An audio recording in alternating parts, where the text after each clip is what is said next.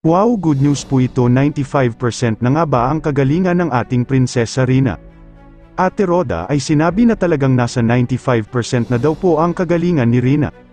At konti na lang daw talaga at magaling na ang ating mahal na prinsesa ng Kalingap.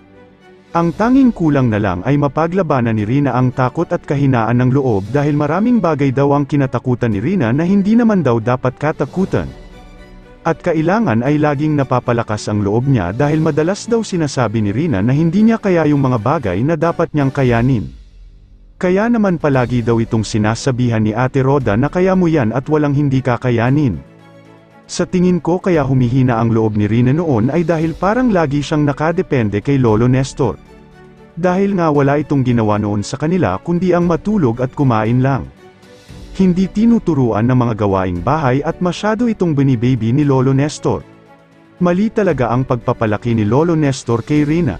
At ang tanong, bakit siya nagkaroon ng mga kinatakutan? Tinatakot ba siya habang lumalaki kaya nagkaroon siya ng depression?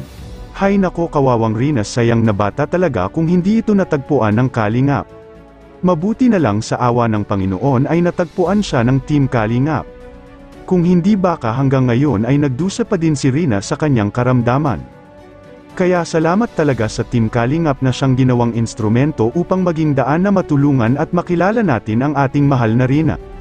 At ayon pa kay Ate Roda, sa tuwing nagpa-follow-up check-up sila sa doktor ni Rina at binabawasan ang dosage sa gamot ni Rina ay lubos niya itong ipinagpapasalamat sa Panginoon. Dahil sa pagbabawas ng dosage sa gamot ni Rina ay ibig sabihin nito ay gumagaling na daw po talaga si Rina. At makikita din naman talaga natin na malaki na talaga improvement ng ating mahal na Rina. Pati nga si Kalingap Rab ay sobrang humanga sa nakikita niya kay Rina ngayon. Lalo na noong isali si Rina sa pag-photoshoot ay talagang marunong na itong sumunod sa gustong ipagawa ng post sa photographer. Kaya silang lahat ay tuwang-tuwa para kay Rina. So guys, please support po natin palagi sila Kuya Val Santos, Matt Ubang, Kalingap Rab. Ate Edna Vlogs, isama din natin sa pagsuporta si Ate Roda sa kanyang YouTube channel na Roda Mix Vlog. Tulungan nating umangat pa ang kanilang mga YouTube channel guys para lalo pa po silang makakatulong sa mga katulad nila Rina, Casey at iba pa. Pakidamay nyo na din po ang aking munting channel at pakilike naman sa video kung ito. Maraming salamat po. Good day and God bless everyone. Inyo po. Nasa ilang percent na po ba tayo? 95% na siya. 95% na siya. Nasa 5%. 5% na lang tayo. Out of 10, 7 na po. Kunti na lang. Yan, salamat po. Yan, dun po sa iba, dun sa mga nakasubaybay po sa ano, sa kwento ng buhay ni Rina. Ayan, sa tingin nyo po, nasa ilang percent na tayo. Di ba magaling ka na? Di ba magaling ka na? Sino nagpagaling sa'yo? Hindi ako, si Lord. Hakisan ko 70, yan. Takot, oo, yung takot na lang ang ma-overcome. Dapat na ma-overcome niya talaga. Yan, may mga takot siya na na-overcome naman na niya. Kagaya ng takot niya na mag-isang magbiyahe. Yan, na-overcome na niya yun. Kasi ngayon, kahit magbiyahe siya papunta sa school na ano lang, yung siya lang, hindi ko na siya ihahatid. Yung ano na lang, si Brother Choms na lang kasi pinapasundo ko para masanay siya yon. Na ano na niya yan, na-overcome na niya. Makauwi na rin siya na si Brother Choms na lang ang maghahatid sa kanya. Dati kasi takot yan. Yan, pero inano ko lang kasi yun, pinabayaan ko lang eh. Sige, kaya mo yan, lagi ko lang siya ginaganon. Sabi ko sa kanya noon, pag dadating yan dito na parang nanginginig, ano, takot kang magbiyahe mag-isa, gano'n. Pero na-overcome na niya ngayon kahit ano na siya na lang ihatid, ay okay na. So ayan, ang kailangan na lang nating ma-overcome. Ibang mga pinatatakutan niya, marami kasi siyang bagay na pinatatakutan na hindi naman dapat. Malayo na po siya, sabi ko nga, malayo na siya sa dating na siya.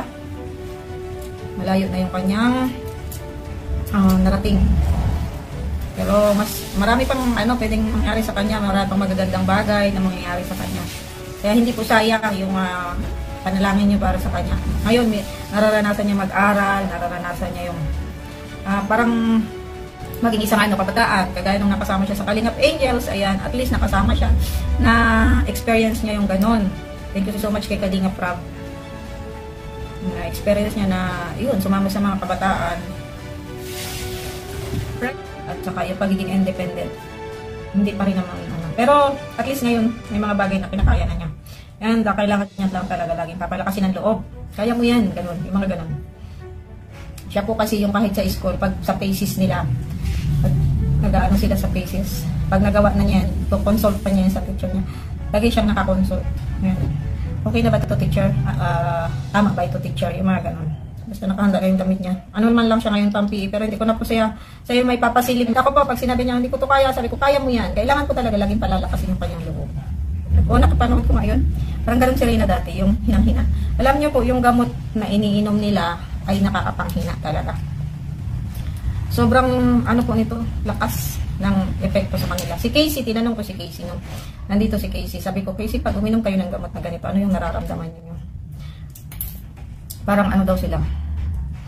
Parang yung lasing talaga. Lalo na yung panggabi, yung gamot nila na panggabi, pangpatulog. Parang lasing daw po talaga sila. O yung parang kahit gusto daw niyang imulat yung mata niya, hindi niya makayang imulat.